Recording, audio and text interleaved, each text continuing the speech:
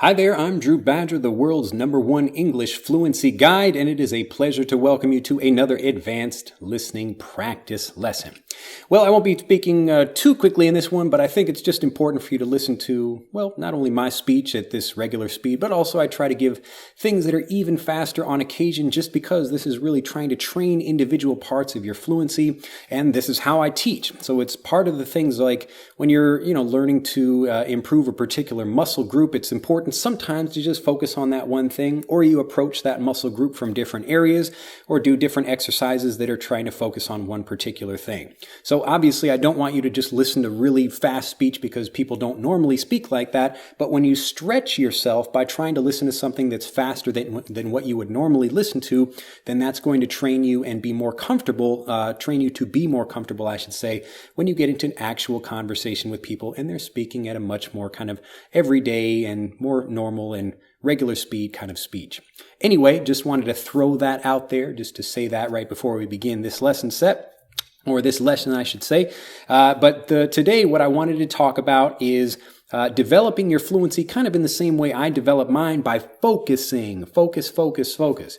Lately, I've been making quite a few videos that have been describing various things in the basic, intermediate, and more advanced way. And the reason I've been doing that is because, well, people were asking for it, but also it's a really great idea for you to just see how you can take something, and when you focus on something simple, that will restrain the way kind of your options for what you can talk about and actually make you much more creative. So you will look for ways to explain things and to describe things when you don't have the opportunity to just talk about anything you want to. You get to focus, and it really draws your creativity out. So I think I've been like making so many lessons lately that I don't even remember what lesson said I was talking about this in, or what lesson I was talking about this in. But the costume ball example, where you're having like a costume party, and if you say I'm talking about having a costume party about people that are having or maybe 1980s TV show characters. So you're making it very specific, and the more specific you make something while still giving a little bit of freedom there, that's what's really going to help you improve. So what I'd like to talk about today in this advanced listening practice lesson is kind of how I got fluent and how you can use the same principle yourself for trying to learn lots of new things and actually develop the ability to speak in the way I'm speaking right now. So when I first came to Japan, I really struggled. It was a really like a serious pain in the ass. I almost thought about returning to America. It was that depressing for me because I'm living in a small town and nobody else spoke English really except maybe one teacher and one other person that I didn't even meet until a couple of months after I had moved there.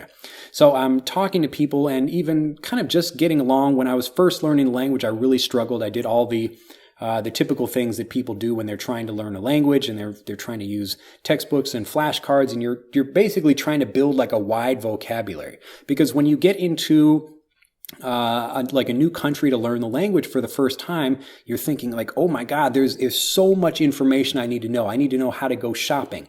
I need to know what to say at the bank. I need to know how to get my internet turned on. I need to know what to say when I go to the coffee house to get my particular morning coffee. And you get overwhelmed by all these things. And that's why I'd really like you to return to the idea of focusing. And so you kind of pick a few things, or pick maybe ideally just one thing to focus on, and you go really deep with that thing, and you develop the ability to speak fluently about that particular thing.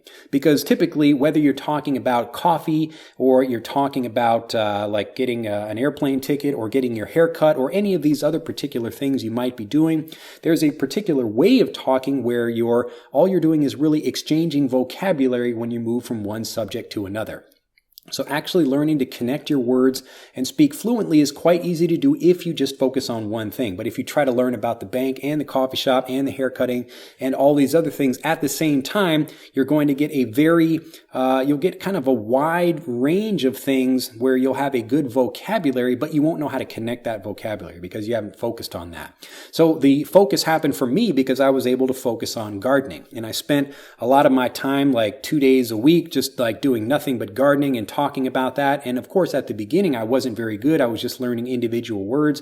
But by even just learning like, okay, this rock goes on that rock, or we put this plant behind that thing, something like that. I'm starting to learn how we put phrases and sentences and whole conversations come together just by focusing on a particular thing. So in the same way that I'm making these lessons now that are helping people describe things the way a native speaker would understand them, or the way a native speaker would say them, I'd like you to do the same thing. Just pick your number one interest and you'll be able to come back to the other things that you want to learn. But just pick one thing that you're really interested in, and it should be something that you enjoy studying or enjoy doing in your own native language. So if you like skateboarding, then learn about skateboarding in English, whatever that thing is, but you should be focusing on that thing and learn to go deep with it. So learn lots of vocabulary, learn how to work with different grammar points within that topic, and then it'll be much easier when you move to something else because really the grammar doesn't change. And this is why people are like asking me, like, can I learn some like more advanced grammar and other things? And really, if you think about fluency like a tree, the grammar kind of goes up to a certain point and then it stops. The grammar doesn't get infinitely more difficult. I mean, you could kind of make more interesting language, but it's more about interesting phrases and metaphors and other things like that, and it becomes more about different subjects. So out here, like the grammar is the same for all these different subjects that come out, but the vocabulary is the thing that's really different.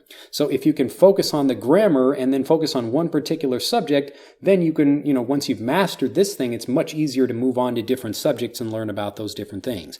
In the same way that a native speaking college student, they already have a good understanding of the language so that they can learn economics or social studies or, whatever the other thing is they happen to be learning in their particular classes. So I'd like you to do the same thing, and that's what this lesson set is all about, this lesson I should say.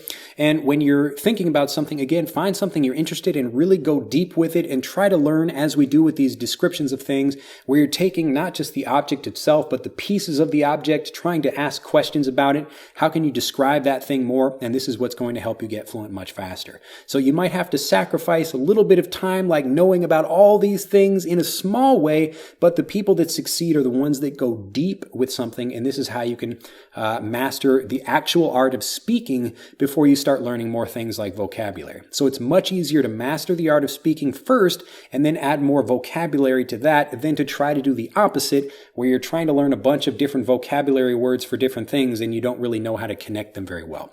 So practice doing that, find something interesting that you like learning and go deep with that thing. Focus on that thing, learn a lot of aspects of that vocabulary, and then try to practice different grammar points within that thing, and you'll be much more motivated and excited to learn. Well, that's it for this lesson. If you have enjoyed it, do click that like button, share this with 2,000 people if you can, or more, whatever. I'd be happy with whatever that is. And then, become a subscriber of the channel if you haven't already. I will leave you with that for today's lesson, and I will see you next time. Bye-bye. To continue learning, click on the link in this video to download Speak English Naturally, our free guide to speaking and sounding like a native English speaker. The guide reveals the 3 most important kinds of conversational English you must learn if you want to sound native, and will help you experience instant improvement in your fluency and speaking confidence. To download your free guide on a mobile device, click on the link in the upper right of this video. To download your free guide from a computer, click on the link in the lower right of this video. I look forward to seeing you in the guide.